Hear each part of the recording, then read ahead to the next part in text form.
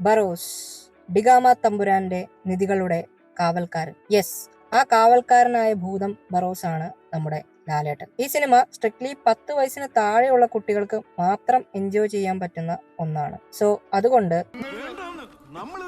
Goan Portuguese പ്രഭുവായ ഡിഗാമ തമ്പുരാന്റെ നിധികളെ തന്റെ അനന്തരാവകാശികളെ ഏൽപ്പിക്കുകയും അതുവരെ കാലാകാലങ്ങളായി അവ കാത്തു സൂക്ഷിക്കുന്ന ശപിക്കപ്പെട്ട വിശ്വസ്തനാണ് ബറോസ്. ഇതാണ് സിനിമയുടെ ബേസ് ത്രെഡ്. യാതൊരുവിധ എക്സൈറ്റിംഗ് ആയിട്ടുള്ള എലമെന്റ്സ് ഒന്നും തന്നെ കഥയിലോ സ്ക്രീൻ പ്ലേയിലോ ഇല്ല. ഈ സിനിമ കണ്ടുകൊണ്ടിരുന്നപ്പോൾ എനിക്ക് തോന്നിയത് ഇതൊരു സ്കൂൾ നാടകമാണോ. പിന്നെ ചില നേരത്ത് അമ്യൂസ്മെന്റ് പാർക്കിലെ 3D ഷോ കാണുന്ന പോലെയും എനിക്ക് തോന്നി. 300ഓളം ചിത്രങ്ങളിൽ അഭിനയിച്ച് പരിചയമുള്ള ലാലേട്ടന് ഒരു ചിത്രം സംവിധാനം ചെയ്തപ്പോൾ എവിടെയാണ് ഒരു സീൻ കട്ട് ചെയ്യേണ്ടത് എന്ന് പലപ്പോഴും മറന്നുപോയിക്കൊണ്ടിരുന്നു. മിക്ക സീനുകളും വലിച്ചു നീട്ടി പ്രേക്ഷകനെ മടുപ്പിക്കുന്നതായിരുന്നു. അതുപോലെ കോമഡി പ്ലേസ് ചെയ്യാൻ നോക്കിയ പല രംഗങ്ങളും പാളിപ്പോയിട്ടുണ്ടായിരുന്നു. സിനിമയിലെ ആക്ടേഴ്സിന്റെ പെർഫോമൻസസ് എല്ലാം ആവറേജ് ആയിരുന്നു. ഇവൻ ലാലേട്ടന് പോലും മര്യാദയ്ക്ക് അഭിനയിക്കാൻ പറ്റിയിട്ടില്ല. സിനിമയിൽ മലയാളം, ഇംഗ്ലീഷ്, പിന്നെ പോർച്ചുഗീസ് ഈ 3 ഭാഷകളാണ് കൈകാര്യം ചെയ്തിരിക്കുന്നത്. സിനിമയിലെ പാട്ടുകൾ പാടിയതും മോഹൻലാൽ തന്നെയാണ്. പാട്ടുകളെല്ലാം ഒരു ബിലോ ആവറേജ് അനുഭവമായിരുന്നു. സിനിമയുടെ പോസിറ്റീവ് എന്നത് സെറ്റ് ഡിസൈൻ,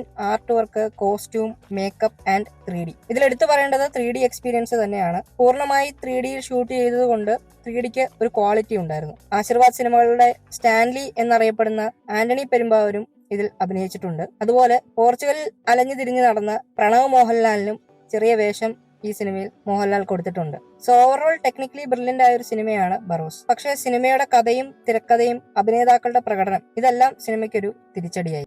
ഈ സിനിമ നിങ്ങൾ കണ്ടവരാണെങ്കിൽ നിങ്ങളുടെ അഭിപ്രായം താഴെ കമന്റ് ബോക്സിൽ രേഖപ്പെടുത്തുക. കൂടുതൽ മൂവീസ് ആൻഡ് ഗെയിമിംഗ് കണ്ടന്റ്സിനായി വാട്സ്ആപ്പ് വീക്കെൻഡ് എന്ന ഞങ്ങളുടെ ചാനൽ സബ്സ്ക്രൈബ് ചെയ്യുക. അടുത്ത വീഡിയോയുമായി വരുന്നതുവരെ stay tuned and good bye.